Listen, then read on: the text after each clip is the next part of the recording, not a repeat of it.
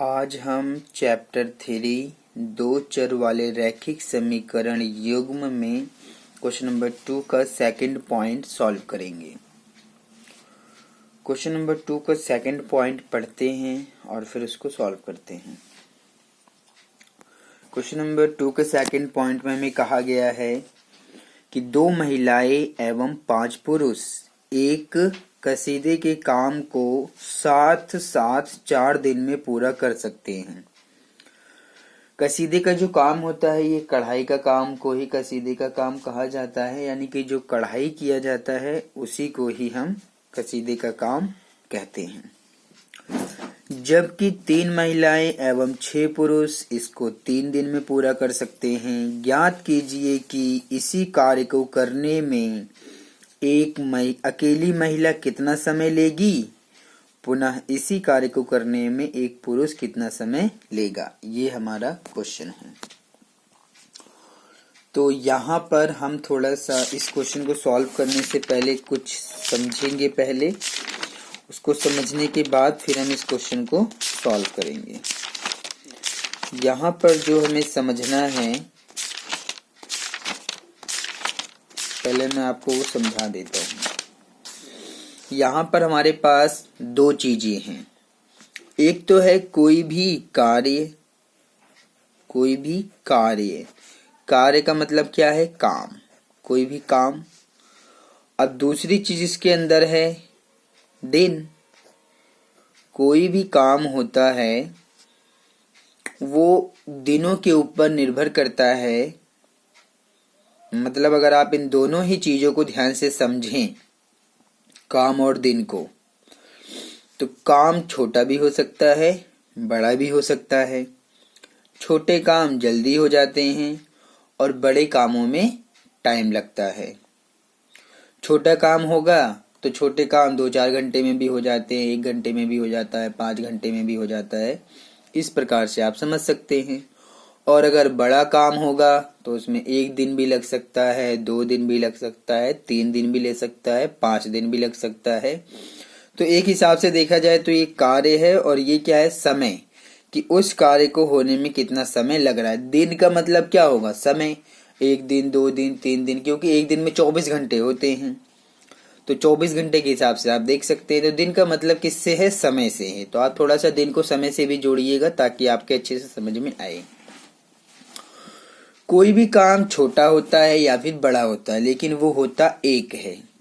काम कितना होता है, कोई भी जो कार्य होता है वो एक होता है। कार्य छोटा बड़ा होता है लेकिन कार्य को हम एक, मतलब कार्य हमेशा एक होता है। आपको ये समझना है। जैसे हम कहते हैं कि मैं एक काम कर रहा हूं, तो कार्य छोटा हो या बड़ा हो उसके आधार पे तो उसमें हम टाइम लगाते हैं। 1 घंटा लगे, 2 घंटा लगे, या 1 दिन लगे, 2 दिन लगे, लेकिन कार्य जो होता है वो हमेशा एक ही होता है। मतलब एक बार में आप 2 काम नहीं कर सकते हैं। ये चीज ध्यान से समझिएगा। आप एक बार में 2 काम कर सकते हैं, मतलब आप म्यूजिक भी सुन लें और पढ़ाई भी कर लें।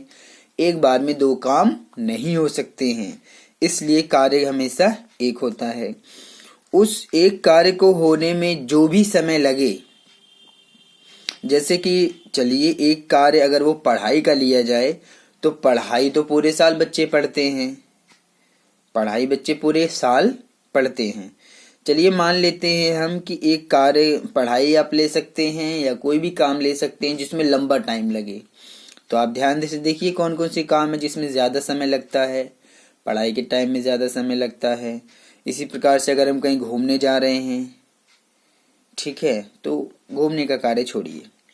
तो इस प्रकार से अगर पढ़ाई का कार्य है और पढ़ाई मुझे 15 दिन करना है, या चलिए हम 10 दिन मान लेते हैं, मतलब पूरे साल तो बच्चे नहीं पढ़ते हैं, लेकिन हम मान लेते हैं कि पढ़ाई का एक कार्य है, पढ़ाई अपने आप में एक कार्य है, उसको हम 10 दिन में पूरा कर रहे हैं।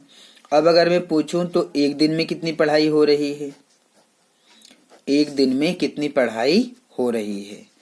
तो आपका क्या जवाब होगा कि कार्य क्या है, पढ़ाई का कार्य है। ठीक है, पढ़ाई का जो कार्य है वो 10 दिन आपको करना है, 10 दिन करना है। अगर मैं पूछूं कि एक दिन में कितनी पढ़ाई हो रही है, तो ये आपका रहेगा 1, और 10 जो है ये जो गुणा में है वो इसके बटे में आ जाएगा। यानी कि एक दिन में इतनी पढ़ाई हो रही है, इतना काम जो है पढ़ाई का एक दिन में हो रहा है। तो एक दिन में कितना पढ़ाई हो रहा है, 1/10। इतनी पढ़ाई एक दिन में हो रहा है, ठीक है। इसी प्रकार से अगर जो है 5 दिन हो, पढ़ाई का कार्य जो है, काम तो आपका एक ही है पढ़ाई का, लेकिन वो 5 दिन आपको करना है, तो एक दिन में कितनी पढ़ाई होगी, तो 1 बटे में ये जो गुणा में वो बटे में आ जाएगा। तो आप मेरी बात को समझ पा रहे होंगे, ठीक है। तो जो 5 है वो बटे में आ रहा है, तो एक दिन में जो निकलता है वो 1/10, एक दिन में 1/5। अगर कोई भी काम है वो अगर यक्स दिन में पूरा हो रहा है, कितने दिन में, यक्स दिन में पूरा हो रहा, अब यक्स का मान कुछ भी हो सकता है, तो यक्स दिन में पूरा हो रहा है, तो एक दिन में कितना काम होगा, तो ये हो जाएगा 1, यक्स जो है बटे में आ जाएगा। तो अगर कोई कार्य यक्स दिन में होता है तो एक दिन में कितना होगा, 1/यक्स। इस कॉन्सेप्ट को अगर आप समझ गए होंगे तो आपका ये क्वेश्चन अच्छे से कंप्लीट हो जाएगा। चलिए अब हम इसको समझते हैं और करते हैं, ठीक है। तो यहाँ पर जब आप इसको सॉल्व करने जाएंगे,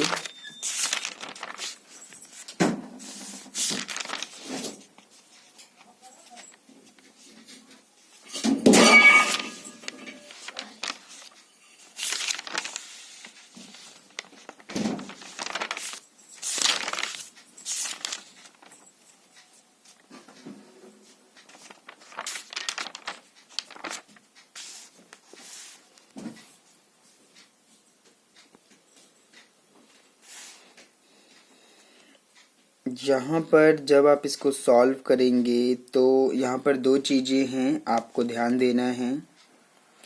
क्वेश्चन में कहा गया है कि 2 महिलाएं हैं और 5 पुरुष हैं। तो इसमें पूछा गया है कि इसी कार्य को करने में एक अकेली महिला कितना समय लेगी और इसी कार्य को करने में एक पुरुष कितना समय लेगा। तो महिला को यक्स मान लेते हैं और पुरुष को वाई मान लेते हैं, यानी कि हमें इस प्रकार से इसको हल करेंगे। आप जब इसको हल करेंगे तो आप लिखेंगे माना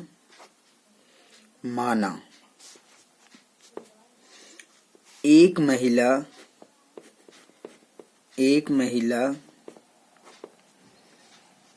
कसीदे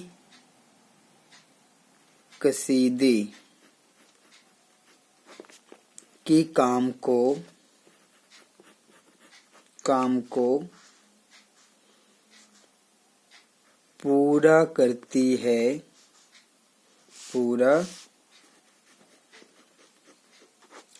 है कितना, यक्स दिन में वो काम को पूरा कर देती है, ठीक है। एक महिला कसीदे के काम को यक्स दिन में पूरा कर देती है, ठीक है। और एक पुरुष कसीदे के काम को पूरा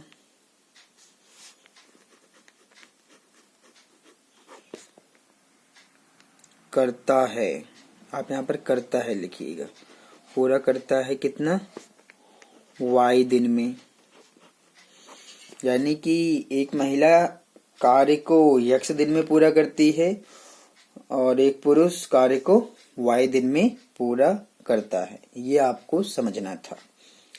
अब अगर मैं पूछूं कि महिला एक दिन में कितना कार्य करेगी और पुरुष एक दिन में कितना कार्य करेगा, तो जो कॉन्सेप्ट अभी मैंने आपको समझाया उसी कॉन्सेप्ट से आप निकाल दीजिए। तब आप यहाँ पर लिखेंगे, तब एक महिला का एक दिन का कार्य यानी कि अब हम क्या निकाल रहे हैं, हम निकाल रहे हैं कि जो एक महिला है वो एक दिन में कितना कार्य करेगी। तो वो काम तो x दिन में करती थी, तो जब एक दिन का निकालेंगे तो 1/x हो जाएगा। अभी हमने कॉन्सेप्ट पीछे समझाया था आपको, उसी के हिसाब से मैंने ये लिखा है। आप मेरी बात को ध्यान से समझिएगा। और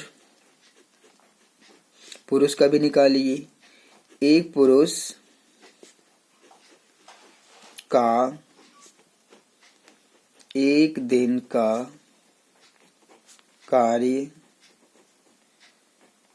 बराबर, तो एक पुरुष का देखना है तो ये हो जाएगा 1/y। अगर हम ये जानना चाहते हैं कि कोई भी कार्य एक पुरुष कितने दिन में करेगा, 1/y दिन में करेगा।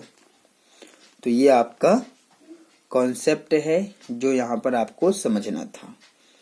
ठीक है।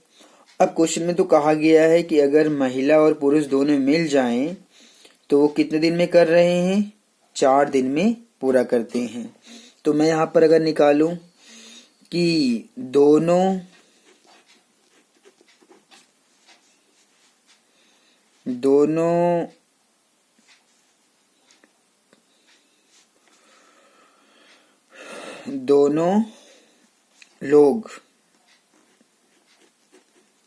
लोग में इसका मतलब ये हुआ, अर्थात महिला और पुरुष हम दोनों का निकाल रहे हैं। दोनों लोग यानी कि अर्थात महिला और पुरुष का अगर मैं एक दिन का कार्य निकालूं, एक दिन का कार्य, तो वैसे तो वो 4 दिन लगा रहे थे, दोनों मिला के कितने दिन लगा रहे थे, 4 दिन। तो इसको हम कैसे लिखेंगे, 1/4। आपके समझ में आना चाहिए ये सारी बातें, तभी आप क्वेश्चन को सॉल्व कर पाएंगे। मैंने केवल कॉन्सेप्ट यूज किया है जो कि मैंने आपको बता दिया है कि हमें ये कैसे ये कॉन्सेप्ट को समझना है और याद रखना है। ठीक है। तो अगर महिला और पुरुष दोनों मिलकर करते हैं तो उनका एक दिन का जो कार्य होगा वो 1/4 होगा, क्योंकि दोनों मिलकर 4 दिन में कर रहे थे। ठीक है। अब आप लिखेंगे प्रश्नानुसार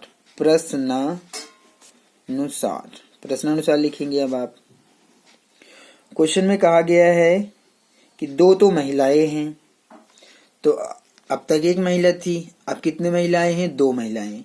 अगर 2 महिलाएं हैं तो उनका एक दिन का कार्य कितना होगा, क्योंकि एक महिला थी तो एक दिन का कार्य 1/x है, एक पुरुष है तो एक दिन का कार्य 1/y है। अब 2 तो है महिलाएं, 2 महिलाएं हैं और उनका एक दिन का कार्य होगा 2/x। और पुरुष कितना है, 5 पुरुष हैं। ठीक है। और उनका एक दिन का कार्य मतलब 5/x लिखा जाएगा। और दोनों मिला के 4 दिन में कर रहे थे, तो आप 4 दिन को कैसे लिखेंगे, 1/4। ठीक है। तो ये 2 महिलाओं का एक दिन का कार्य है, ये 5 पुरुष का एक दिन का कार्य है, दोनों मिलके 4 दिन में कर रहे थे, तो उसको आप 1/4 इस प्रकार से लिखेंगे जो मैंने आपको कॉन्सेप्ट समझाया था। अब आप लिखेंगे और के बाद दूसरी कंडीशन क्वेश्चन में कहा गया है कि 3 महिलाएं हैं और 6 पुरुष हैं, तो 3 दिन में पूरा करते हैं। तो अब आप लिखेंगे और फिर आगे आप फिर से समीकरण बनाइए।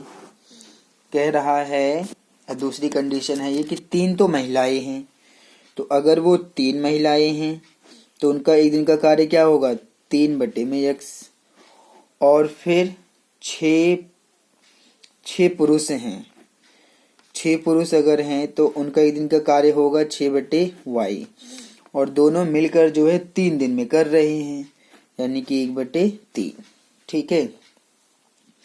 तो अब अगर आप इन दोनों को हल कर दें और x और y का मान ज्ञात करें तो एक महिला का एक दिन का कार्य निकल जाएगा और एक पुरुष का एक दिन का कार्य निकल जाएगा। चलिए अब हम इन दोनों को हल करते हैं। तो जब आप इन्हें हल करने जाएंगे तो आप इनको लिखिए, किस रूप में लिख सकते हैं, मैंने आपको लिखना सिखाया था। 2 को बाहर करिए तो आप लिखेंगे 2 गुणा में 1 में x, ऐसे लिखा जाएगा। फिर प्लस का निशान, 5 बाहर करिए, फिर ये रहेगा 1/y बराबर 5 को मैंने बाहर निकाला है, बराबर रहेगा 1/4 के। ठीक है, तो ये रहा आपका समीकरण 1। और आप इसमें भी ऐसे ही करिए, 3 को बाहर निकालिए तो 3 बाहर निकलेगा तो 1/x प्लस इसमें 6 बाहर निकलेगा तो 6 गुणा 1/y बराबर आएगा 1/3 के। तो ये रहा आपका समीकरण 2। अगर आप दोनों को ध्यान से देखें तो इसमें भी 1/x, इसमें भी 1/x, इसमें 1/y, इसमें 1/y। हमें प्रतिस्थापन करना है p और q से। तो आप लिखेंगे कि माना 1/x को तो आप लिखेंगे p और 1/y को क्या लिखेंगे q, तथा आप इन दोनों को समीकरण 1 और 2 में प्रतिस्थापित करेंगे। किसमें किसमें करेंगे, समीकरण 1 तथा समीकरण 1 में तथा समीकरण x 1/x बराबर p और ये बराबर q, तथा समीकरण 1 में और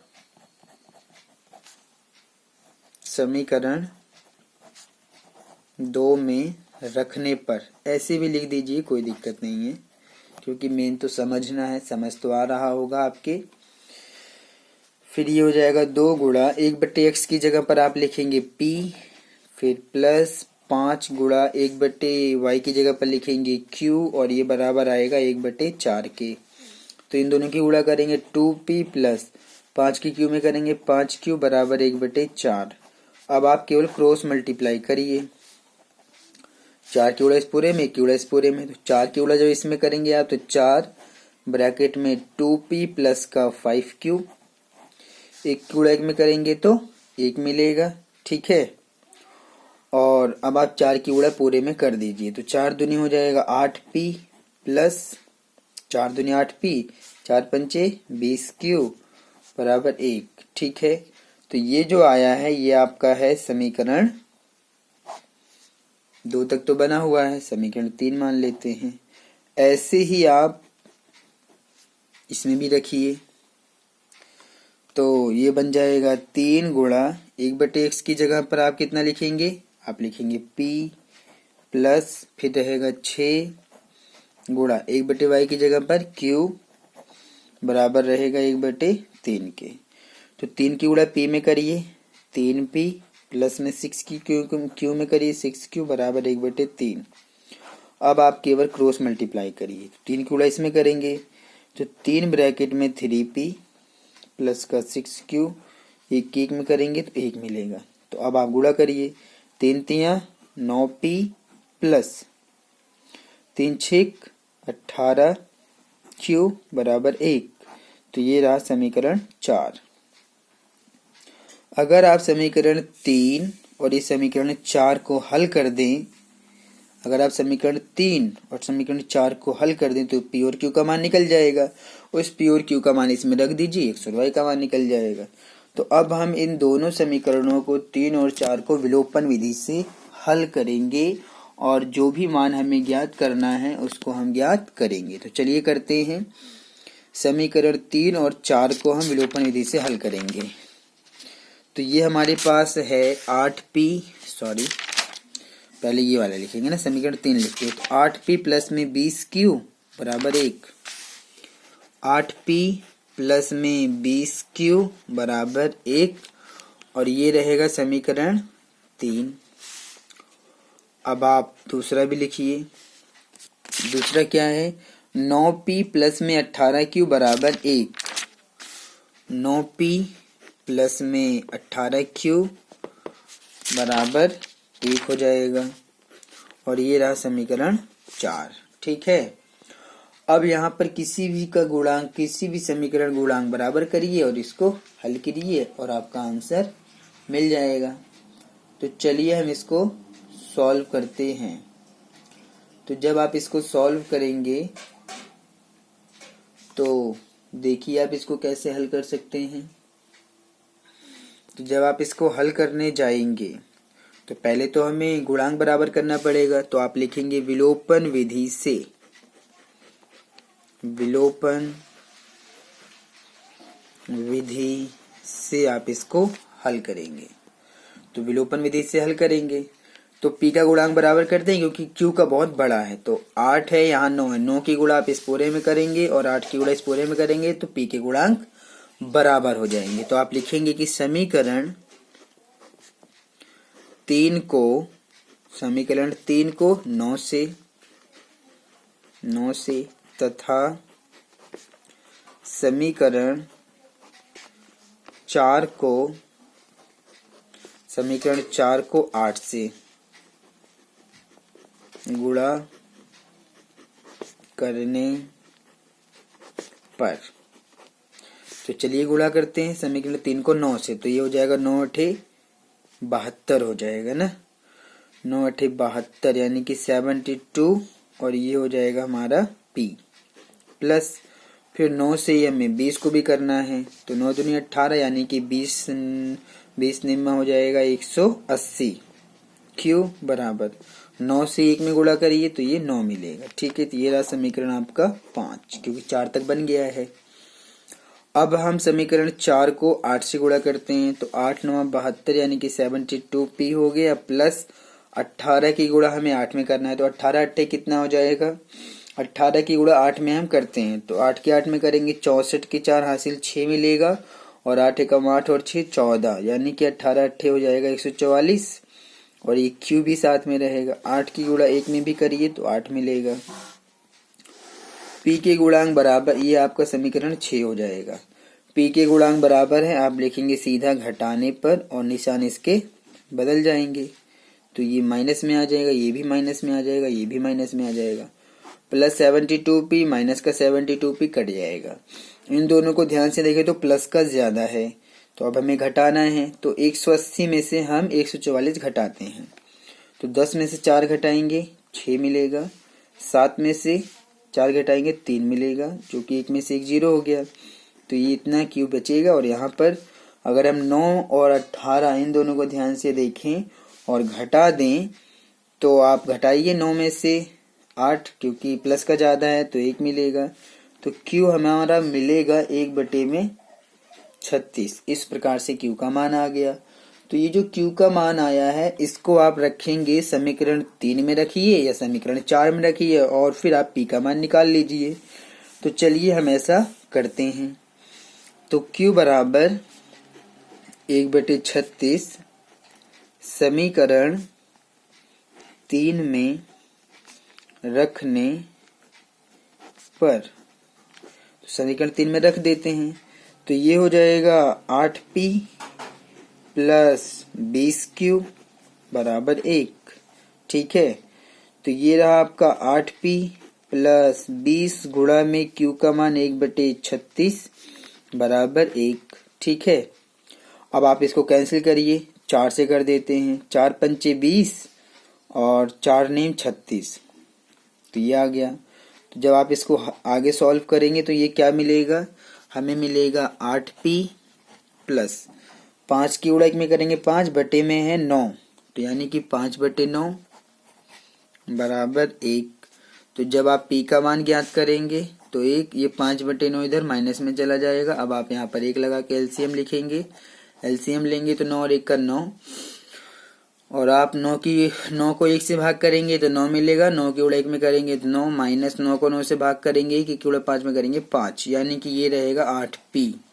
तो 8p बराबर 9 में से 5 घटाइए, 9 में से 5 घटाएंगे 4/9, तो p का मान जब आप निकालेंगे तो 4/9, 8 यहाँ गुणा में है तो बटे में जाएगा, लेकिन गुणा का निशान भी इनके बीच में रहेगा। किसका निशान रहेगा, गुणा का तो निशान रहेगा ही इनके बीच में, ध्यान दीजिएगा। 4 एकम 4, 4 दूनी 8, यानी कि p बराबर मिलेगा आपको 1/में, ये हो जाएगा 9 दूनी 18। तो p का मान भी आ गया है और q का भी मान आ गया है। अब आप जानते हैं, क्या जानते हैं आप, क्योंकि हम जानते हैं कि 1/x को हमने p माना है और 1/, में जो y है उसको q माना है। तो 1/x बराबर p का मान जो भी होगा 1/18 आप लिख देंगे और 1/y बराबर जो भी q का मान होगा, q का मान कितना था 1/36 आप लिख देंगे। क्रॉस मल्टीप्लाई करेंगे, x की गुणा 1 में करेंगे x, 18 की 1 में करेंगे 18 और y की 1 में करेंगे y, 36 की 1 में करेंगे 36, यानी कि x 18 है y 36 है। तो अब आप कह सकते हैं कि x आपने किसका माना था, आपने महिला का माना था और y पुरुष का माना था, यानी कि एक अकेली महिला उस कार्य को करने में 18 दिन लेगी और एक अकेला पुरुष 36 दिन लेगा। तो ये हम लिख देते हैं कि अतः जो है क्वेश्चन में जो भी कहा गया था कि इस कार्य को करने में एक अकेली महिला कितना समय लेगी, तो इसलिए इस कार्य को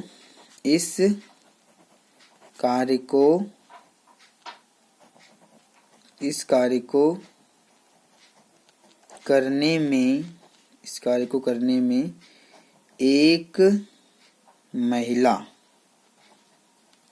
एक महिला द्वारा या एक महिला इस कार्य को करने में एक महिला 18 दिन लेगी तथा इस कार्य को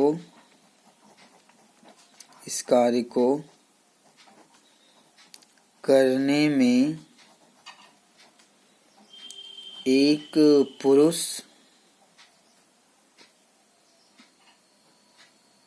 एक पुरुष इसका y माना गया था, यानी कि 36 दिन लेगा। तो इस प्रकार से ये आपको लिखना था और ये क्वेश्चन इसी प्रकार से सॉल्व होना है। ये क्वेश्चन थोड़े से जैसे भी हैं लंबे हैं, आप इनको अभ्यास करेंगे, सॉल्व करेंगे, समझेंगे तो आपके समझ में आ जाएगा।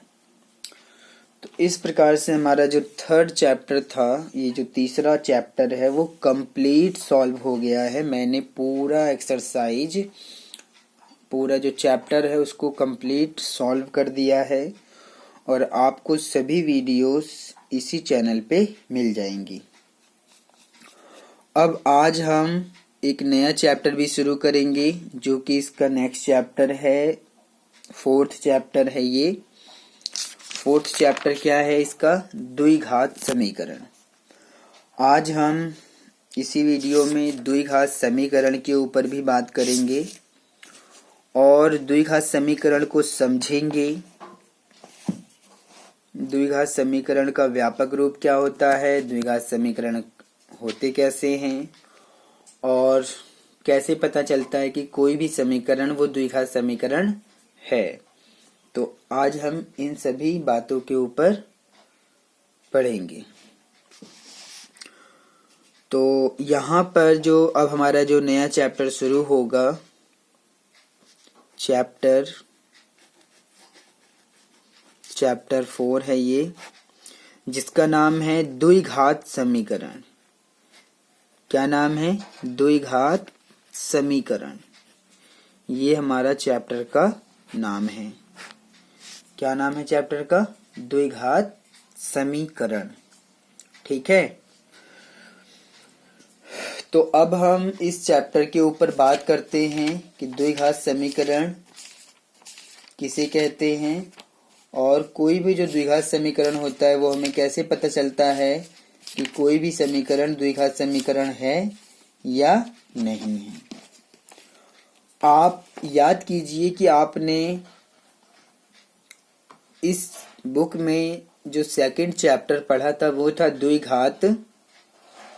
वैसे तो फिलहाल आपने बहुपद के बारे में पढ़ा था और वहां पर बहुपदों में बहुत सारे बहुपद बताए गए थे।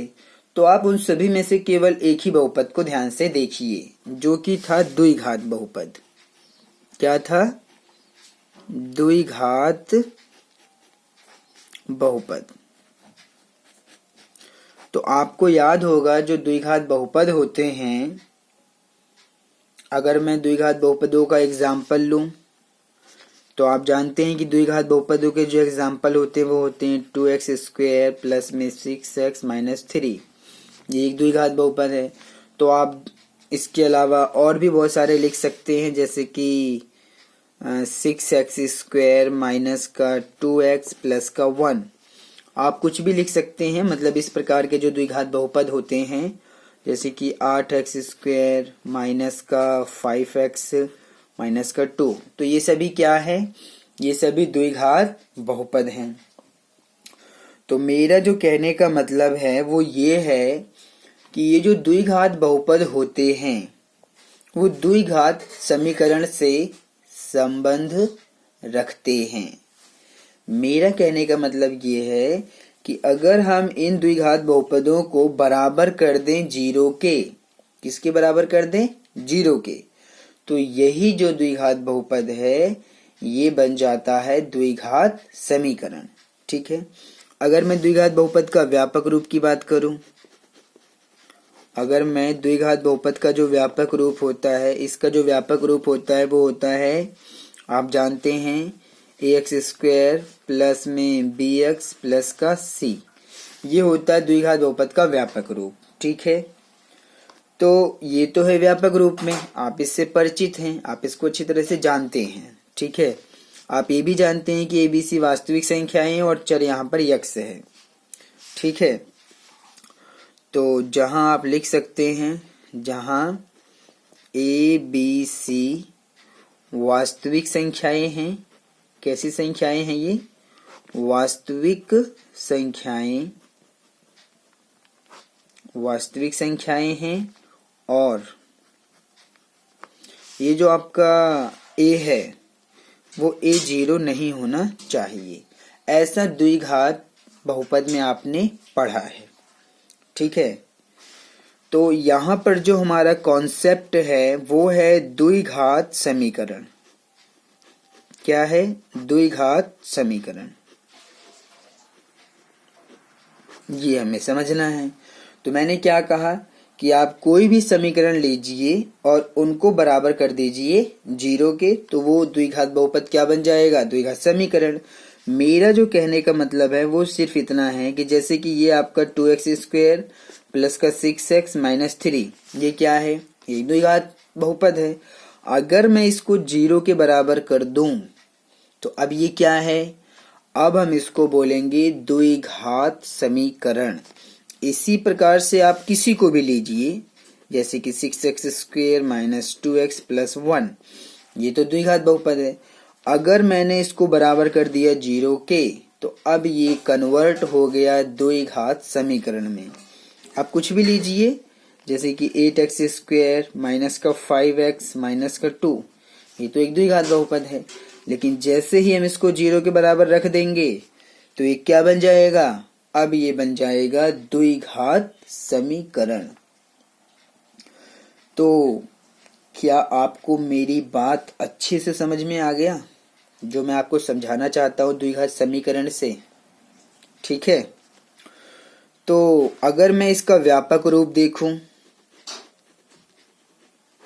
व्यापक रूप, किसका व्यापक रूप, यही द्विघात समीकरण का, तो वो व्यापक रूप भी किससे बनेगा, ax² plus bx plus c बराबर 0 बन जाएगा। ठीक है।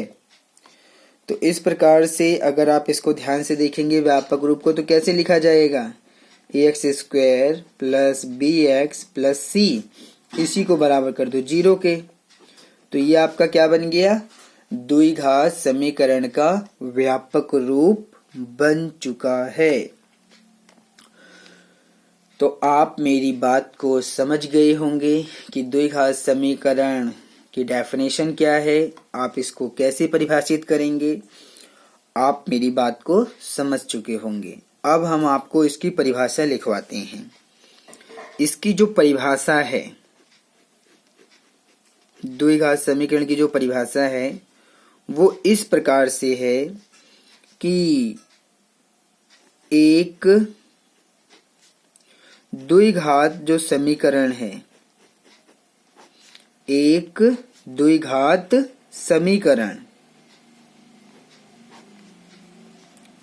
अगर वो ax square plus bx plus c बराबर 0 के रूप में है, ध्यान से समझिएगा मेरी बात को। एक अगर द्विघात समीकरण है और वो ax square plus bx plus c बराबर 0 के रूप में है, के रूप में है, ठीक है, जहां ए बी सी क्या है, वास्तविक संख्याएं हैं, जहां ए बी सी वास्तविक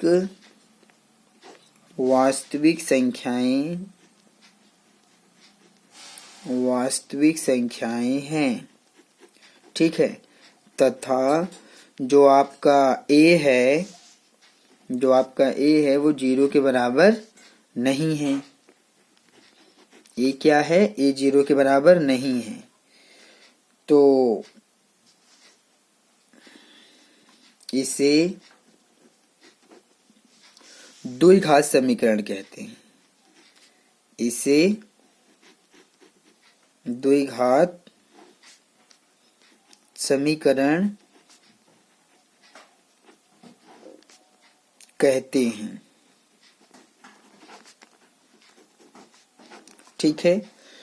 तो मैं आशा करता हूं कि आपको मेरी बात अच्छे से समझ में आ गया होगा। एक चीज मैं आपको और बता दूं कि ये जो द्विघात समीकरण आया है, इसे जो है द्विघात समीकरण का मानक रूप भी कहते हैं। इसे ये जो आपका x square plus b x plus c बराबर 0, इसे द्विघात समीकरण का मानक रूप भी कहते हैं। यानी कि जो a x square plus b x plus c, इसको व्यापक रूप भी कहा जाता है और इसे मानक रूप भी कहा जाता है। आप मेरी बात को ध्यान से समझिएगा, ठीक है।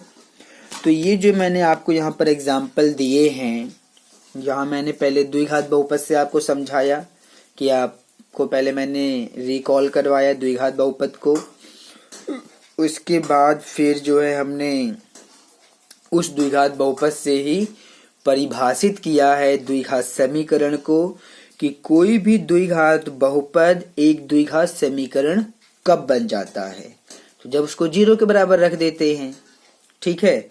तो कोई भी द्विघात बहुपद हो, अगर हम उसको 0 के बराबर रख दें तो वही द्विघात बहुपद द्विघात समीकरण में बदल जाता है। तो ये सारी चीजें आपके समझ में आनी चाहिए जो अभी मैंने यहाँ पर आपको समझाया, ठीक है। तो हमने द्विघात समीकरण को समझा, एग्जाम्पल भी देख लिया, परिभाषा भी समझ में आ गई, ठीक है। अब हम आगे चलते हैं और इसको समझते हैं। यहाँ पर जो आपको जानना है, एक्सरसाइज 4.1 को सॉल्व करने के लिए, एक्सरसाइज 4.1 को सॉल्व करने के लिए जो आपको जानना है वो मैंने आपको समझा दिया है।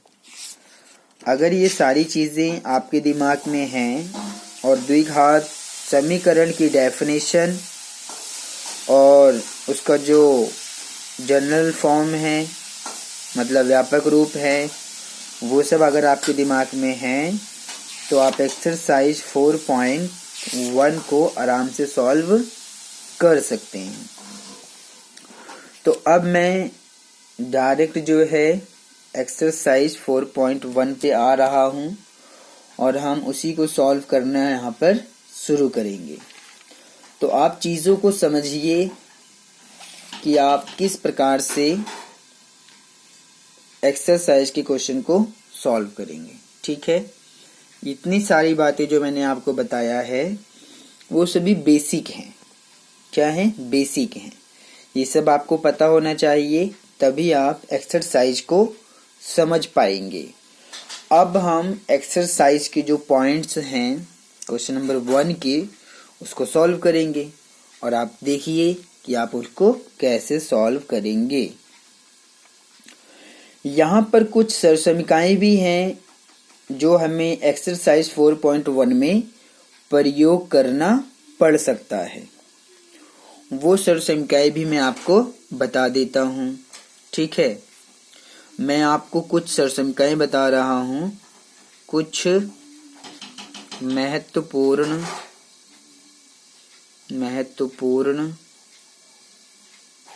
सरसमीकाएं जो हमें एक्सरसाइज को सॉल्व करने में मदद करेंगी। पहला है कि आप इन सभी को वैसे तो जानते हैं, पढ़ चुके हैं। पहला है a प्लस बी का होल स्क्वायर, ये बराबर होता है, आप इसको a प्लस बी और a प्लस बी 2 बार भी लिख सकते हैं। इस प्रकार से आप चाहे होल स्क्वायर लिखिए, चाहे आप इसको 2 बार लिखिए, और ये बराबर होता है a स्क्वायर प्लस में 2ab प्लस का b square.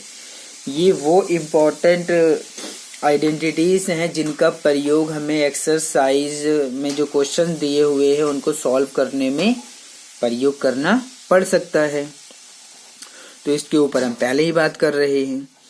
a minus b का होल स्क्वायर बराबर होगा, अगर आप इसको 2 बार लिखना चाहते हैं तो 2 बार ब्रैकेट बना के लिख दीजिए, पावर 2 हट जाएगा, और ये बराबर होता है a स्क्वायर माइनस का 2ab प्लस का b स्क्वायर। इसी प्रकार से तीसरा होता है यहाँ पर अगर आप ध्यान से देखें तो ये होता है a प्लस बी और फिर a माइनस बी, और ये बराबर होगा a square minus B square के। फोर्थ आइडेंटिटी है यहाँ पर जो हमें प्रयोग करना पड़ सकता है, वो है x प्लस a और फिर x प्लस बी बराबर होता है किसके, ये बराबर होता है x स्क्वायर प्लस ब्रैकेट में a प्लस बी और फिर बाहर x आप चाहे यहाँ लगा लीजिए या यहाँ लगा लीजिए, इससे कोई फर्क नहीं पड़ता है, प्लस में ab। और यहाँ पर मैं आपको थोड़ा सा और बता दूं, जो पावर 3 में भी यहाँ पर प्रयोग करना पड़ सकता है, जो कि a प्लस बी का क्यूब है। a प्लस बी का क्यूब बराबर होता है a क्यूब, क्यूब का मतलब पावर 3, या तो a प्लस बी का क्यूब बोलिए या a प्लस बी का होल क्यूब बोलिए या a प्लस बी की पावर 3।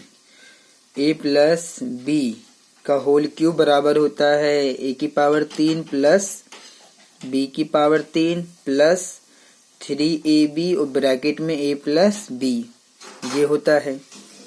जब आप इसको सॉल्व कर देते हैं तो ये a cube plus b cube plus 3ab की मल्टीप्लाई पूरे ब्रैकेट में करिए तो ये बन जाएगा 3a square b plus 3ab की b में करिए तो 3ab स्क्वायर।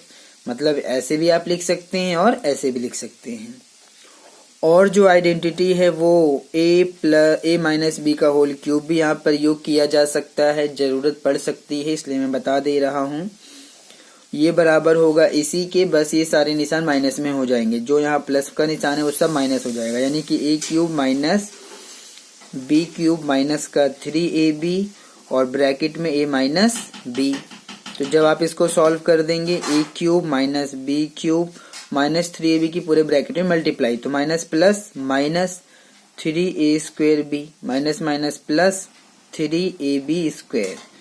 तो इस प्रकार से हमारा फिफ्थ आइडेंटिटी भी हो गया। मतलब यहाँ पर हमने आपको 6 आइडेंटिटीज यानी कि सर्वसमीकाएं तो और भी हैं, सर्वसमीकाएं और भी होती हैं, लेकिन मैं चाहता हूं कि केवल आप इतने ही इम्पोर्टेंट सर्वसमीकाओं को दिमाग में रखें, क्योंकि इन्हीं का ही प्रयोग हमें एक्सरसाइज में करना पड़ सकता है क्वेश्चनों को सॉल्व करने के लिए, ठीक है। तो इस पे भी आप गौर कीजिएगा। ये वो सर्वसमीकाएं हैं जो सिद्ध भी किया जा सकता है। अगर मैं सिद्ध करवाऊंगा तो आपको यहाँ पर थोड़ा सा टाइम ज्यादा लग जाएगा, इसलिए मैं किसी एक सिंगल वीडियो में जब मैं बनाऊंगा तो इन सभी सर्वसमीकाओं को सिद्ध करवा दूंगा। ठीक है, मतलब मैं आपको ये सर्वसमीकाओं को बनाना समझाऊंगा कि आप इन सर्वसमीकाओं को किस प्रकार से हल कर सकते हैं या किस प्रकार से आप इनको बना सकते हैं, और वो सभी हम प्रूफ के ऊपर बात करेंगे तो आपको अच्छे से इन सर्वसमीकाओं के बारे में जानकारी हो जाएगी। अभी हम सिर्फ इतना कर रहे हैं कि इन सर्वसमीकाओं को आप दिमाग में रखिए, हम इनका प्रयोग डायरेक्ट एक्सरसाइज को सॉल्व करने में करेंगे।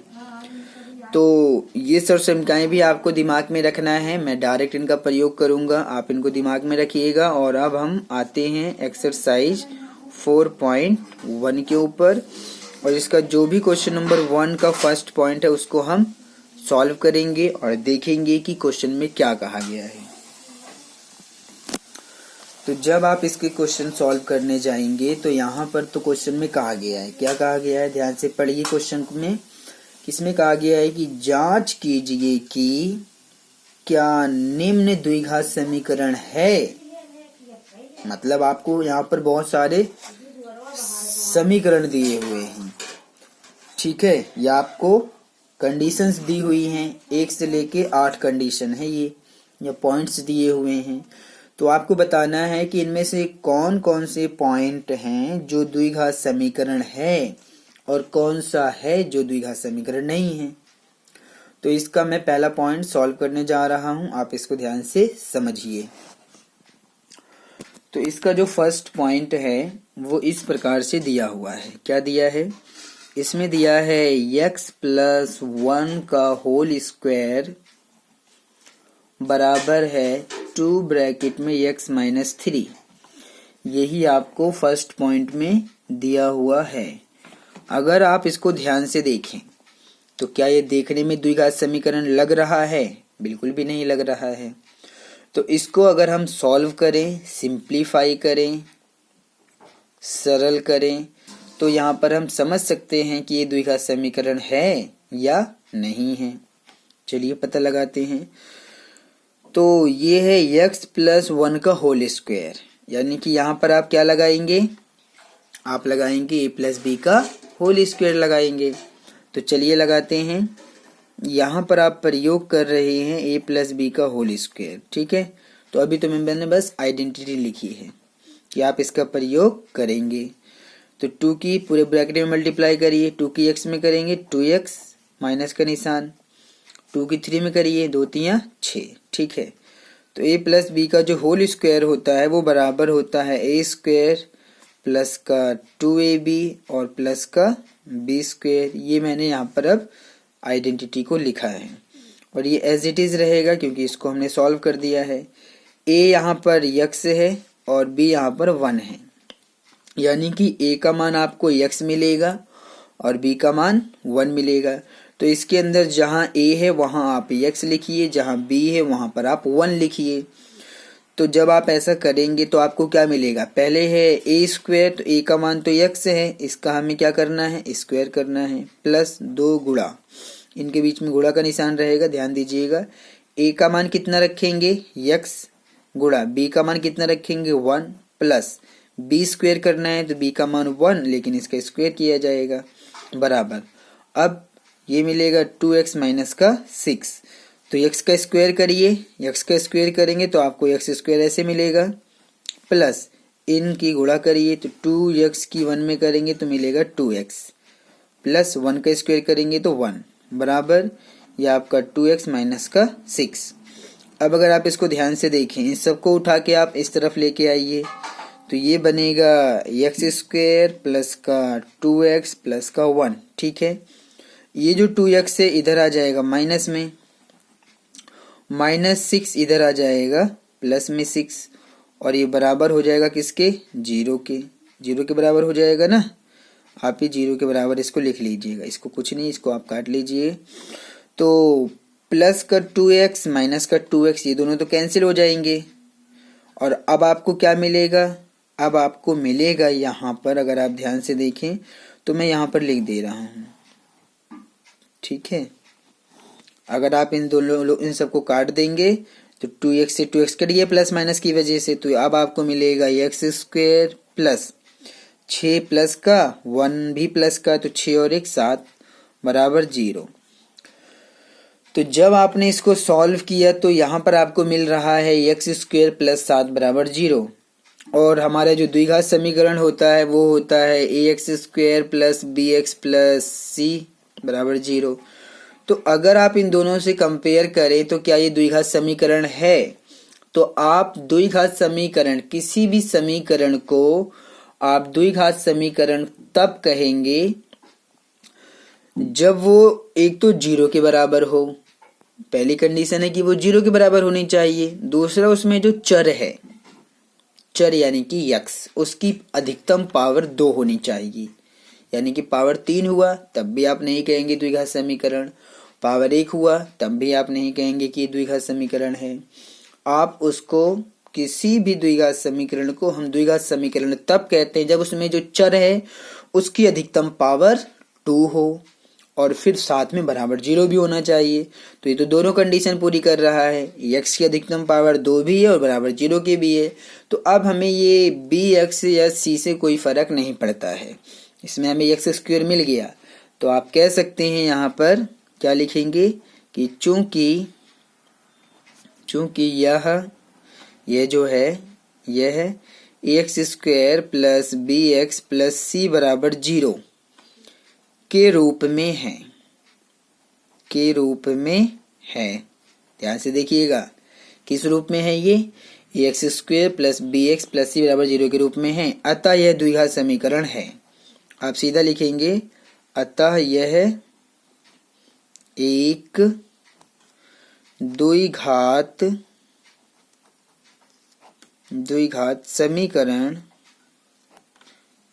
समीकरण है।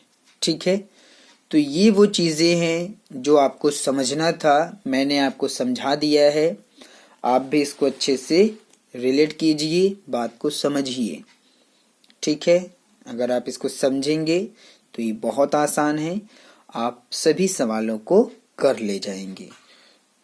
बस आपको ध्यान से चीजों को देखना है। ठीक है, चलिए अब हम आते हैं सेकंड पॉइंट के ऊपर। मैं आपको सेकंड पॉइंट दिखा दूं तब इसको हल करते हैं। इसमें दिया है सेकंड पॉइंट हमें एक्स स्क्वेयर माइनस 2x बराबर -2 ब्रैकेट में है, फिर ब्रैकेट में 3 माइनस x, इसको हम लिखते हैं और फिर इसको भी सॉल्व करेंगे।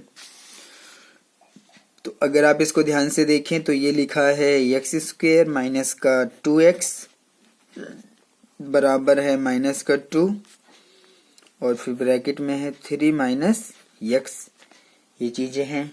ठीक है, तो जब आप इसको देखेंगे, जब आप इसको सॉल्व करेंगे, जो आपके सामने दिख रहा है, तो इसको देखिए आपको क्या मिले। यहाँ तो कुछ सॉल्यूशन होना नहीं है, कोई सॉल्यूशन नहीं होगा। आप इसको एज इट इज लिखिए।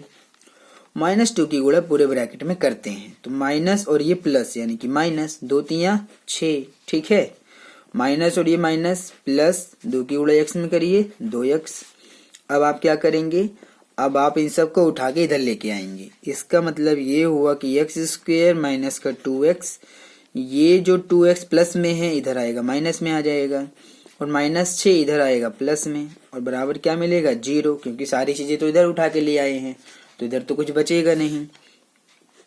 तो ये एक्स स्क्वेयर माइनस 2x और फिर 2x दोनों ही माइनस में है तो माइनस माइनस प्लस बन जाएगा, लेकिन दोनों जुड़ जाएंगे। तो जब ये दोनों जुड़ेंगे तो क्या मिलेगा, 2 और 2 4, यानी कि माइनस का 4x और प्लस का 6 बराबर 0। अगर आप इसको ध्यान से देखें, तो क्या ये द्विघात समीकरण है? बिल्कुल है। अगर आप इसको व्यापक रूप से कंपेयर भी कर दें x square plus b x plus c बराबर 0 से, तो बराबर 0 भी है, एक्स की अधिकतम पावर 2 भी है। तो इसका मतलब ये हुआ कि आप लिखेंगे कि चूंकि यह है एक्स स्क्वायर प्लस में बी एक्स प्लस में सी बराबर 0 के रूप में है, अतः यह एक द्विघात समीकरण है, ऐसा आप कह सकते हैं। ठीक है, देखने में ये समीकरण द्विघात समीकरण नहीं लग रहे हैं, लेकिन जब आप इनको सिंप्लीफाई करेंगे, कैलकुलेशन करेंगे, हल करेंगे, तो आपको अपने आप समझ आ जाएगा कि ये तो द्विघात समीकरण है या नहीं है। चीजों को समझिए, आप फोकस कीजिए समझने पर। समझने से चीजें आसान हो जाती हैं और अच्छे से आपको सब कुछ आ जाएगा। ठीक है, अब हम आते हैं थर्ड पॉइंट के ऊपर। थर्ड पॉइंट को भी सॉल्व करते हैं। थर्ड पॉइंट पे क्या दिया हुआ है? हमारा जो थर्ड पॉइंट है वो इस प्रकार से दिया हुआ है। क्या दिया है थर्ड पॉइंट में? थर्ड पॉइंट में हमें, चलिए एक बार देख लेते हैं, आपको भी मैं दिखा देता हूं। थर्ड पॉइंट इस प्रकार से है कि ब्रैकेट में x-2, फिर ब्रैकेट में है x+1, फिर बराबर है x-1 और x+3। यही है हमारा थर्ड पॉइंट। इसको हम सॉल्व करेंगे और पता लगाएंगे कि द्विघात समीकरण है या फिर नहीं है। तो चलिए इसके ऊपर हम देखते हैं। तो जब आप इसको देखेंगे तो थर्ड पॉइंट हमें दिया हुआ है x-2। क्या दिया है? x-2। फिर ब्रैकेट में दिया हुआ है x+1, फिर बराबर दिया हुआ है फिर से x-1 और फिर दिया है x+3। ये हमें दिया हुआ है। ठीक है, तो अगर आप इसको ध्यान से देखें तो क्या हमारे पास कोई सरसमीका है जो आप प्रयोग कर सकते हैं? बताइए, क्या कोई सरसमीका है जिसको आप यहाँ पर प्रयोग कर सकते हैं? सरसमीका तो है, सरसमीका है। आप इसके अंदर ये फोर्थ आइडेंटिटी प्रयोग कर सकते हैं। x+a, x+b बराबर x² plus a+bx plus ab। ठीक है, एक तो मैंने आपको बताया कि आप इस आइडेंटिटी का प्रयोग करके कर सकते हैं। दूसरा है कि आप इसको बिना आइडेंटिटी के भी करना चाहें तो कर सकते हैं। ठीक है, तो बिना आइडेंटिटी के कैसे करेंगे आप इसको समझेंगे। चलिए इसको भी समझा देते हैं। तो अगर आप बिना आइडेंटिटी के करेंगे तो किसी एक ब्रैकेट को तोड़िए, यानी कि इसका जो फर्स्ट पद है उसको लीजिए और x इस पहले पद की गुणा पूरे ब्रैकेट में करिए, यानी कि x+1 में करिए। फिर ये जो -2 है इसकी गुणा भी पूरे ब्रैकेट में करिए। हो गया। ऐसे ही आप इसके अंदर भी करिए। इसका पहला पद लिया और फिर पूरा ब्रैकेट यानी कि x+3, फिर -1 लिया, फिर पूरा ब्रैकेट x+3। ऐसे भी आप इसको हल कर सकते हैं। x की गुणा x में करिए तो x², x की 1 में करेंगे x, माइनस प्लस माइनस 2 की x में करेंगे 2x, माइनस प्लस माइनस 2 की 1 में करेंगे 2 बराबर x की x में करेंगे x², x की 3 में करेंगे 3x, माइनस प्लस माइनस 1 की x में करेंगे -x, माइनस प्लस माइनस 1 की 3 में करेंगे 3 x² और फिर x और -2x। यहाँ पर 1 लीजिए, माइनस का ज्यादा है, 2x में से 1x घटाइए तो 1x बचेगा जो कि माइनस का ज्यादा है। फिर माइनस का 2 बराबर x², फिर प्लस 3x माइनस x, यहाँ पर 1 लिखिए, 3x प्लस का ज्यादा है तो 3x में से 1x घटाइए तो प्लस का 2x माइनस का 3।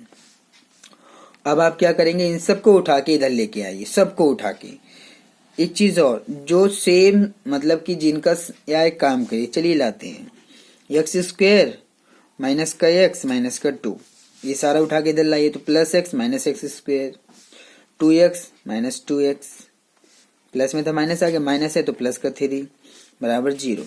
तो x² प्लस का x² माइनस का कट गया। ठीक है, अब क्या मिला, ये रहा माइनस का x, ये रहा माइनस का 2x, तो ये हो जाएगा माइनस का, क्योंकि दोनों ही माइनस में तो जुड़ेंगे तो यहाँ पर 1 लीजिए तो -2x और माइनस का x यानी कि माइनस का 3x हो गया। फिर माइनस का 2 और प्लस का 3 अलग अलग घट जाएगा, क्योंकि प्लस माइनस में तो 3 में से 2 घटाइए, प्लस का ज्यादा है तो प्लस का 1 बराबर 0। अगर आप इसको ध्यान से देखें अगर आप इसको ध्यान से देखें तो क्या ये द्विघात समीकरण है? व्यापक रूप से देखते हैं। व्यापक रूप कहता है कि पहले तो चर की पावर यक्स स्क्वायर होनी चाहिए, यक्स की पावर 2 होनी चाहिए। तो चर तो इसके अंदर यक्स है, लेकिन इसकी पावर 2 नहीं है। पावर 2 है? बिल्कुल भी नहीं है। तो इसका मतलब ये हुआ कि ये द्विघात समीकरण नहीं है। तो आप लिखेंगे कि चूंकि यह है a x square plus b x plus c बराबर 0 के रूप में नहीं है, के रूप में नहीं है, अतः यह एक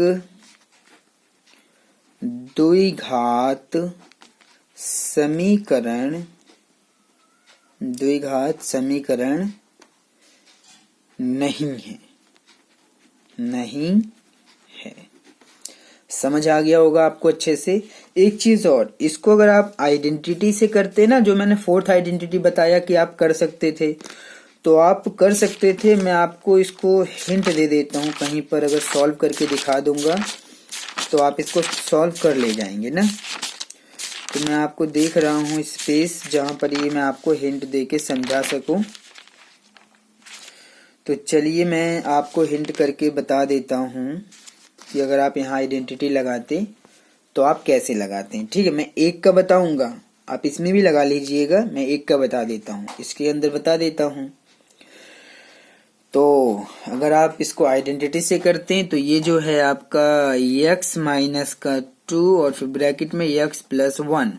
तो आइडेंटिटी फोर्थ देखेंगे, क्योंकि देखिए ये और ये बराबर हैं, x यहाँ भी है, x यहाँ भी है, बराबर है, लेकिन ये दोनों अलग अलग हैं। तो आइडेंटिटी फोर्थ क्या है? x प्लस a और x प्लस b। तो ये बराबर होता है एक्स स्क्वायर प्लस ब्रैकेट में a प्लस b और फिर x प्लस ए बी। ठीक है, तो x यहाँ पर x है, a यहाँ पर -2 है, x यहाँ पर x है, b यहाँ पर 1 है, तो मान रख दीजिए। तो एक्स स्क्वायर, x का मान तो x है तो x स्क्वायर ही रहेगा, प्लस ब्रैकेट a का मान कितना रखेंगे? -2, b का मान कितना रखेंगे? 1, फिर बाहर x यहाँ पर x ही है, प्लस a का मान -2, फिर गुणा b का मान 1। तो ये रहा एक्स स्क्वायर प्लस ब्रैकेट -2 में से +1 घटाइए तो -1, क्योंकि माइनस का ज्यादा है, और ये 2 में से घटेगा तो 1 आएगा। फिर ये x और आप इनकी गुणा करिए तो प्लस माइनस -2 की 1 में करेंगे 2, तो ये बनेगा एक्स स्क्वायर प्लस माइनस -1 की x में करेंगे -x माइनस का 2। तो आप देख सकते हैं कि आपको वही मिला है जो आपने यहाँ पर सॉल्व करके निकाला था, फिर आपको यहाँ भी वही मिल रहा है। तो आप आइडेंटिटी का प्रयोग भी करके कर सकते थे, लेकिन जो तरीका है वो मैंने आपको यहाँ पर बताया है कि आप किस तरीके से इसको कर सकते थे।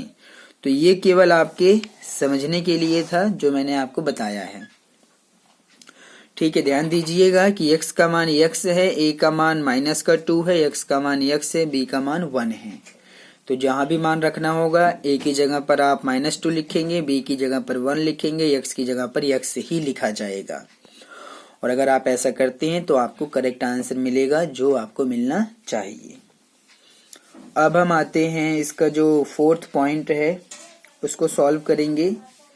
फोर्थ पॉइंट को देखते हैं। फोर्थ पॉइंट में हमें क्या करना है?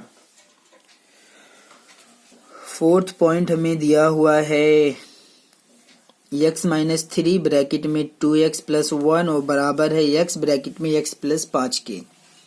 ये आपका फोर्थ पॉइंट है। इसको सॉल्व करते हैं और फिर पता लगाते हैं कि ये द्विघात समीकरण है या फिर नहीं है। तो फोर्थ पॉइंट हमारा है x-3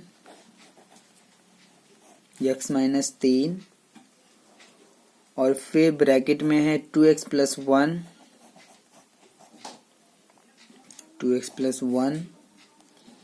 बराबर है x ब्रैकेट में x प्लस 5। इसको सॉल्व करते हैं।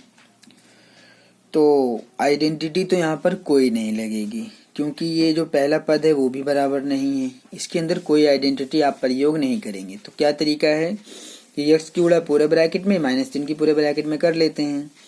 तो जब आप x की गुणा पूरे ब्रैकेट में करेंगे तो 2x + 1 में करेंगे, फिर -3 की गुणा आप करेंगे पूरे ब्रैकेट में यानी कि 2x + 1 में करेंगे।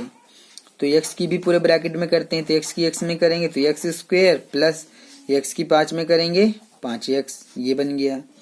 तो x की पूरे ब्रैकेट में गुणा करते हैं तो x की जब 2x में करेंगे तो ये बन जाएगा 2x² प्लस x की 1 में करेंगे x, माइनस प्लस माइनस 3 दूनी 6x, माइनस प्लस माइनस 3 की 1 में करेंगे -3 बराबर ये आपका रहेगा x² प्लस का 5x। ठीक है, तो अब आप इसको सॉल्व करिए। तो ये आपका 2x² माइनस ये आपका 1 है तो माइनस का ज्यादा है, 6x में से 1x घटाइए क्योंकि ये समान पद हैं आपस में घट जाएंगे। तो ये हो जाएगा माइनस का 5x, ठीक है, और ये माइनस का 3 ये बराबर रहेगा x² प्लस का 5x। इन सबको उठा के इधर लेके आते हैं तो 2x² माइनस का 5x माइनस का 3, x² इधर माइनस में आएगा, 5x इधर माइनस में आएगा और बराबर आएगा 0 के।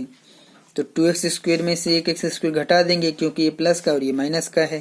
तो जब आप घटा देंगे तो प्लस का बचेगा x² माइनस 5x और फिर 5x दोनों ही माइनस में तो जुड़ जाएंगे क्योंकि माइनस माइनस प्लस हो जाता है लेकिन निशान माइनस का रहेगा। 5x और 5x यानी कि 10x ये हो गया और माइनस का ये बचा 3 और बराबर क्या आएगा 0।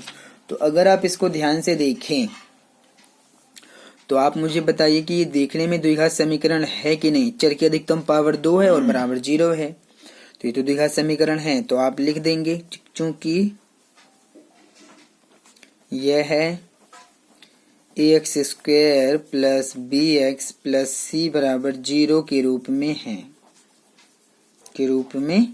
है, अतः यह एक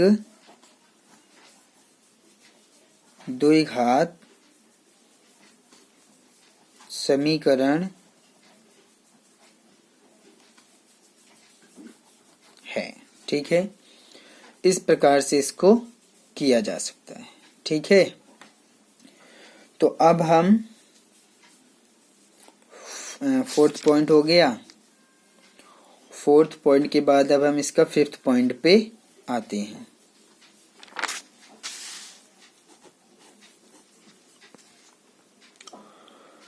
फिफ्थ पॉइंट पे हम इसको सॉल्व करते हैं। 5th पॉइंट क्या है? 5th पॉइंट हमें दिया हुआ है 2x - 1 और फिर x - 3 बराबर है x + 5 और x - 1 के। ये हमें 5th पॉइंट दिया हुआ है। तो इस 5th पॉइंट को हम लेते हैं और इसको भी सॉल्व करेंगे। तो 5th पॉइंट हमें दिया हुआ है, ब्रैकेट में है 2x - 1, फिर है x -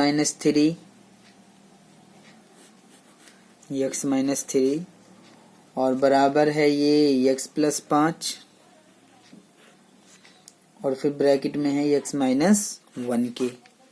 ठीक है, इसको आप सॉल्व करके देखिए कि ये द्विघात समीकरण है या फिर नहीं है। तो आपका तरीका क्या होगा कि आप गुणा करिए 2x की पूरे ब्रैकेट में यानी कि x - 3 में, और फिर -1 की भी पूरे ब्रैकेट में होगा यानी कि x - 3 में होगा, बराबर। यहाँ पर भी आप ऐसे ही करेंगे, x की गुणा पूरे ब्रैकेट में करेंगे यानी कि x - 1 में, फिर +5 की भी गुणा पूरे ब्रैकेट में यानी कि x - 1 में करेंगे, इस प्रकार से। ठीक है, और ऐसा करने के बाद आपको मिलेगा 2x की पूरे ब्रैकेट में मल्टीप्लाई, तो ये हो जाएगा 2x² प्लस माइनस माइनस 2 3 में 6x माइनस प्लस माइनस 1 की x में करेंगे x माइनस माइनस प्लस 1 की 3 में करेंगे 3 बराबर x की गुणा पूरे ब्रैकेट में करते हैं तो x की x में करेंगे x² माइनस x की 1 में करेंगे x प्लस प्लस प्लस 5 की x में करेंगे 5x प्लस माइनस माइनस और ये 5। तो अब आप इसको सिंप्लीफाई करिए, तो 2x स्क्वायर माइनस यहाँ पर 1 मान लेते हैं, तो माइनस 6x माइनस का x दोनों ही माइनस में जुड़ेंगे, तो ये हो जाएगा 6 और 1 7x प्लस का 3 बराबर ये आपका रहेगा x स्क्वायर, यहाँ पर देखेंगे माइनस का 1x प्लस का 4x प्लस का ज़्यादा है तो प्लस का निशान 5x में से 1x घटाइए क्योंकि प्लस माइनस में है ये, तो 4x माइनस का 5 इन सबको उठा के उधर लेके चलते हैं, तो 2x स्क्वायर माइनस का 7x प्लस का 3 x स्क्वायर माइनस में आएगा, 4x यहाँ पर माइनस में आएगा और माइनस 5 इधर प्लस में आएगा और बराबर हो जाएगा ये 0 के। तो अब इसको हल करते हैं, तो 2x स्क्वायर और x स्क्वायर घटेंगे प्लस का ज़्यादा यानी कि 1x स्क्वायर, ठीक है, और फिर माइनस का 7x माइनस का 4x दोनों ही माइनस में जुड़ेंगे, तो कितना हो जाएगा ये 7 और 4 11 यानी कि माइनस का हो जाएगा 11x, और फिर प्लस 3 और 5 दोनों जोड़िए क्योंकि दोनों ही प्लस में है तो 8 बराबर हो जाएगा 0 के। तो अगर आप इसको ध्यान से देखें 5th पॉइंट को, तो आपको क्या मिला, आपको मिला x स्क्वायर माइनस का 11x प्लस का 8 बराबर 0। तो आप मुझे ध्यान से देख के बताइए कि ये द्विघात समीकरण है या नहीं है। तो ये तो है, तो आप लिखेंगे कि चूंकि यह है ax square plus bx plus c बराबर 0 के रूप में है, अतः यह है एक द्विघात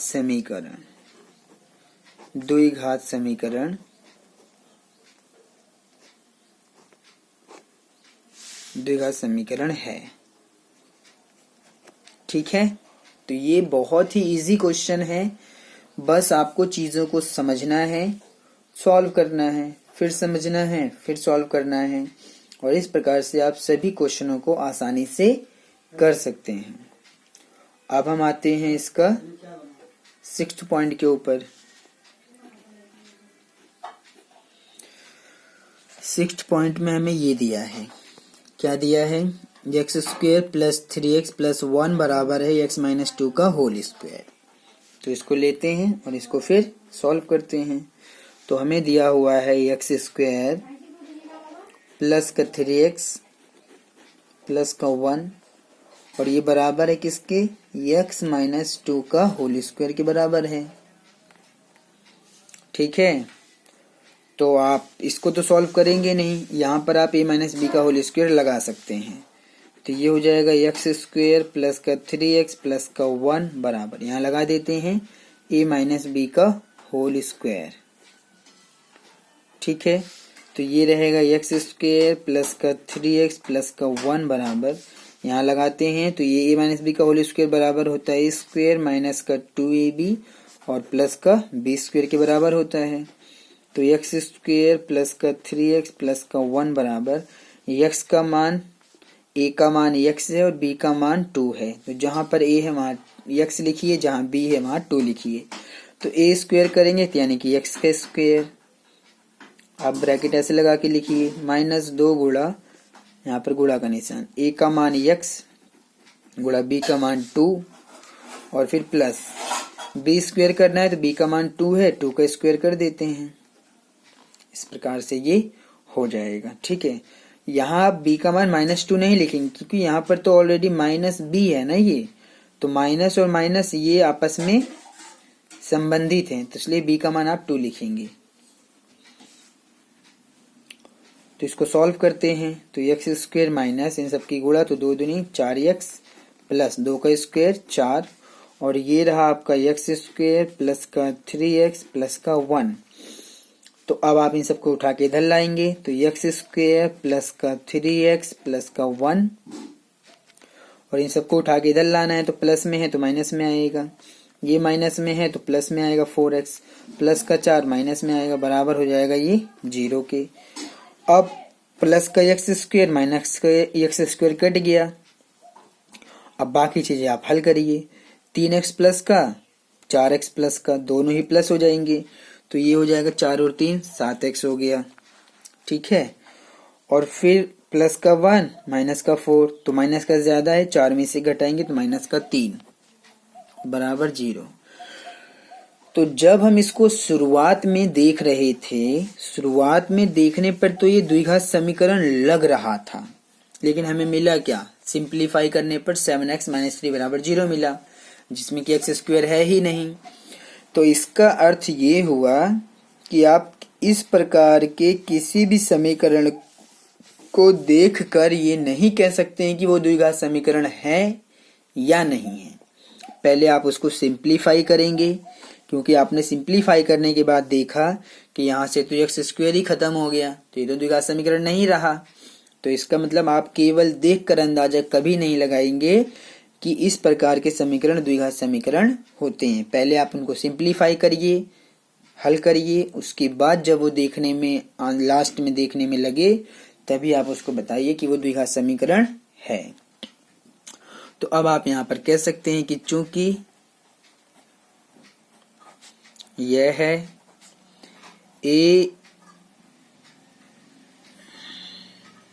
एक्स स्क्वायर प्लस का बी एक्स प्लस सी बराबर 0 के रूप में नहीं है, के रूप में नहीं है, ठीक है। अतः यह एक द्विघात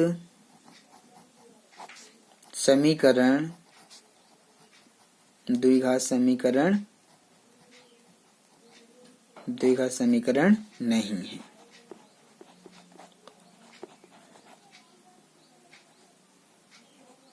ठीक है, तो इस प्रकार से ये आपका 6th पॉइंट भी कंप्लीट सॉल्व हो गया है।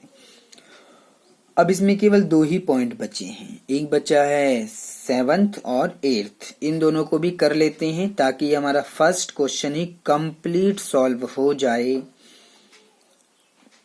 चलिए अब हम आते हैं 6th पॉइंट के ऊपर। 6th हो गया, 7th पॉइंट के ऊपर आते हैं। 7th पॉइंट दिया हुआ है हमें x प्लस 2 की पावर 3 मतलब होल क्यूब बराबर है 2x ब्रैकेट में x स्क्वायर माइनस 1। इसको लिखते हैं और फिर इसको सॉल्व करते हैं। तो ये हमारे पास इस प्रकार से है कि x प्लस 2 का होल क्यूब बराबर है किसके, ये बराबर है 2x ब्रैकेट में x स्क्वायर माइनस 1 के, इसके बराबर है। तो आप इसको देखकर नहीं कहेंगे कि ये द्विघात समीकरण है या नहीं, पहले आप इसको सिंप्लीफाई करिए, ये बहुत ही जरूरी है। तो इसमें तो पावर 3 की आइडेंटिटी लगाएंगे आप, क्योंकि मैंने आपको पहले ही बता दिया है। तो आप यहाँ पर लगाएंगे a प्लस बी की पावर 3, एज इट इज, या तो 2 की गुणा पूरे ब्रैकेट में कर लेते हैं। तो 2x की पूरे ब्रैकेट में करिए तो पावर इसकी जुड़ जाएगी गुणा करते समय, तो ये बन जाएगा 2x की जब x स्क्वायर में करेंगे तो x की पावर 2 और 1 ये, यानी कि x की पावर 3 माइनस 2x की 1 में करिए तो ये 2x ही रहेगा। अब हमें इसको हल करना है। तो a प्लस बी का होल क्यूब किसके बराबर होता है, ये बराबर होता है a cube plus b cube plus का 3ab ब्रैकेट में a प्लस b बराबर, फिर यही रहेगा 2x की पावर 3 माइनस का 2x। ठीक है, अब आप इसमें a का मान रखेंगे x और b का मान रखेंगे 2 और इसको सॉल्व कर दिए। a का मान रखते हैं x की पावर 3, b की जगह पर 2 की पावर 3 प्लस 3 इंटू a का मान x इंटू b का मान 2 ब्रैकेट में a की जगह पर x और b की जगह पर 2 बराबर, फिर आपका ये पूरा ही रहेगा 2x की पावर 3 माइनस का 2x। ठीक है, तो x की पावर 3 को हल करें, x की पावर 3 प्लस 2 की पावर 3, 2 को 3 बार लिखिए, 2 को 3 बार लिखिए, तो 2 दूनी 4 दूनी 8। अगर आप 2 की पावर 3 को हल करेंगे तो मैं आपको ये हल करके दिखा देता हूँ कि 2 की पावर 3 है तो आप इसको कितनी बार लिखेंगे, 2 बार, सॉरी 3 बार।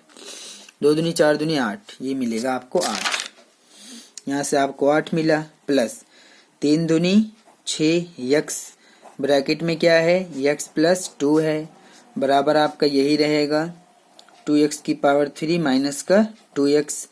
तो अब आप 6x की गुणा पूरे ब्रैकेट में करेंगे, तो ये रहा x की पावर 3 प्लस का ये रहेगा आपका 8 और प्लस 6x की x में करिए तो 6x की पावर जुड़ जाएगी। गुणा करते समय पावर जुड़ जाती है, तो x की पावर 1 ही और 1 यानी कि x की पावर 2 यानी कि प्लस 6 दूनी 12 और साथ में x भी है क्योंकि 6x की 2 में गुणा किया गया है बराबर। ये रहा 2x की पावर 3 और माइनस का 2x।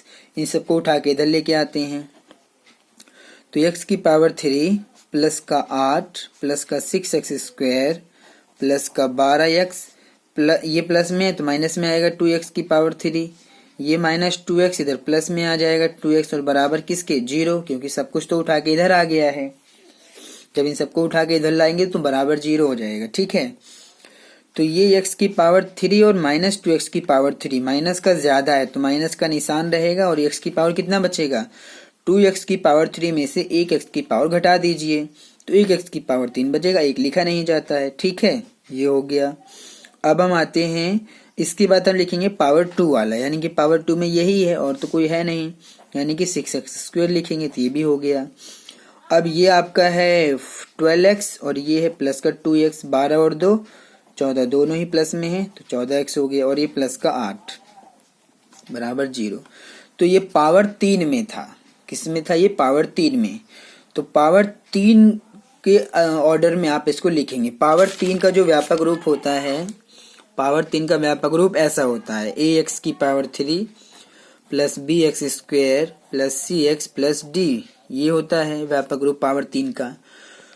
तो ये कहता है कि पहले पावर 3 वाला पद लिखो, फिर पावर 2 वाला लिखो, फिर पावर 1 वाला लिखो, फिर जो भी अचर पद है वास्तविक संख्या है उसको लिखो। ठीक है, तो उसके अकॉर्डिंग जब आप इसको लिखेंगे तो पहले पावर 3 में है, फिर पावर 2 में है, फिर पावर 1 में है क्योंकि यहाँ कुछ नहीं देख माना जाएगा, और फिर अचर पद यानी कि वास्तविक संख्या बराबर 0। तो ये आपको मिला है। इसको जब आपने हल किया तो ये मिला, तो क्या ये द्विघात समीकरण है। चर की अधिकतम पावर कितनी है, x की पावर 3 है तो पावर 3 में है ये, तो ये द्विघात समीकरण नहीं है। तो आप लिखेंगे कि चूंकि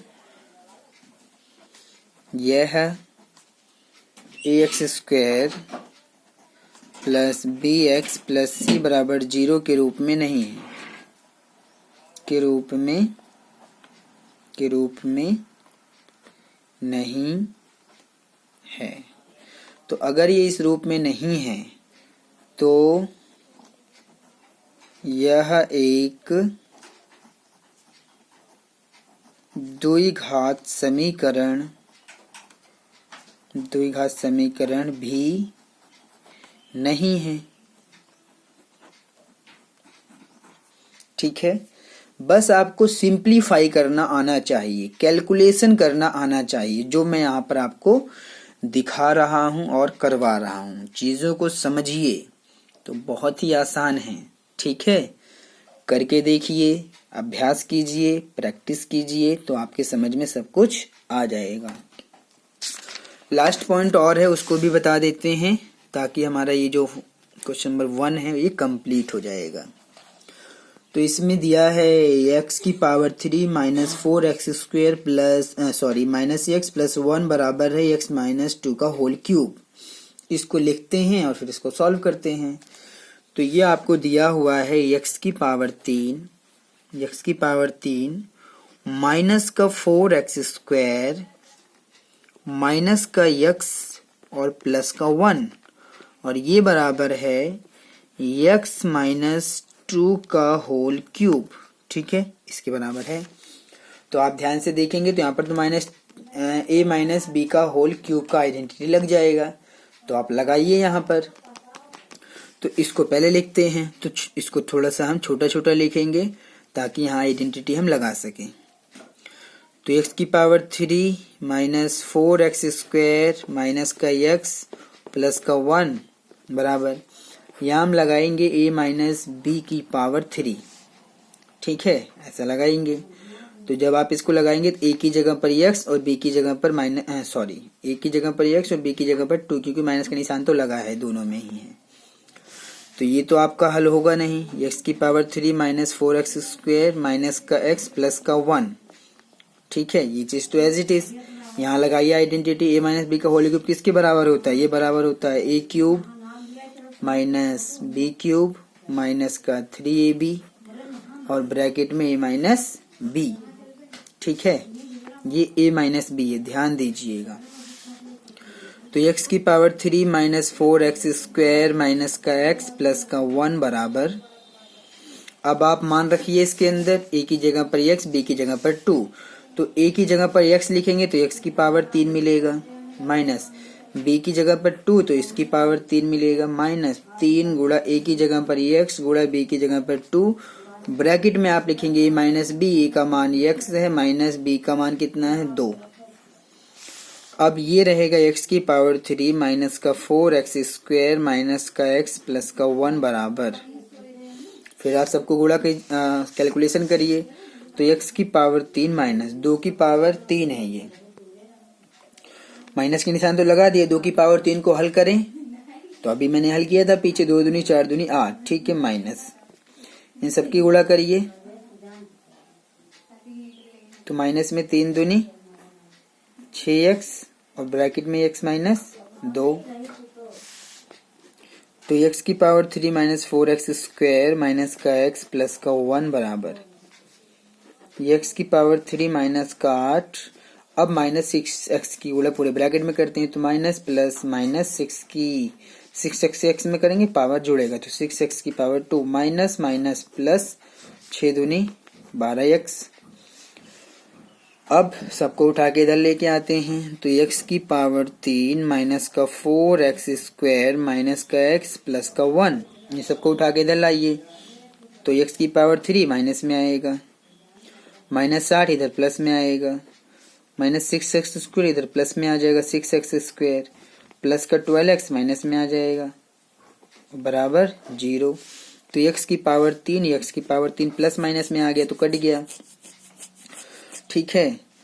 तो माइनस का 4x स्क्वायर और प्लस का 6x स्क्वायर दोनों ही प्लस माइनस में है तो ये घटेंगे, प्लस का ज्यादा है तो 6x स्क्वायर में से 4x स्क्वायर घटा दीजिए यानी कि 2x स्क्वायर, ठीक है। फिर माइनस का ये 1x और ये माइनस का 12x, तो दोनों ही माइनस में है तो जुड़ेंगे तो यानी कि माइनस का आएगा क्योंकि जुड़ेंगे ये, तो माइनस 12 और माइनस का 1x यानी कि माइनस का 13x, उसके बाद प्लस 8 और 1 ये दोनों ही प्लस के हैं तो 9 बराबर 0। तो अगर आप इसको ध्यान से देखें तो ये आपको मिला है 2x square minus 13x plus का 9 बराबर 0। देखिए ये भी पावर 3 में था, ये भी पावर 3 में था, लेकिन ये द्विघात समीकरण नहीं है, ठीक है। और ये भी पावर 3 में है, ये भी पावर 3 में ही है, लेकिन ये द्विघात समीकरण है। तो फिर से मैं आपको बता रहा हूं कि इनको आप देख के नहीं कह सकते हैं कि ये द्विघात समीकरण है या नहीं, पहले आप उनको सिंप्लीफाई करिए, हल कीजिए सरसमीकाओं का प्रयोग करके और फिर आप इसको कर सकते हैं। तो आप लिखेंगे कि चूंकि यह है ax square plus bx plus c बराबर 0 के रूप में है,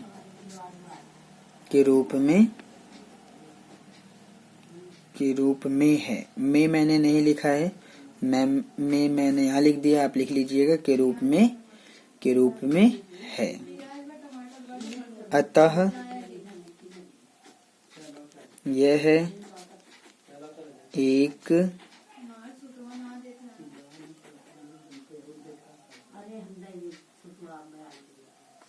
एक द्विघात समीकरण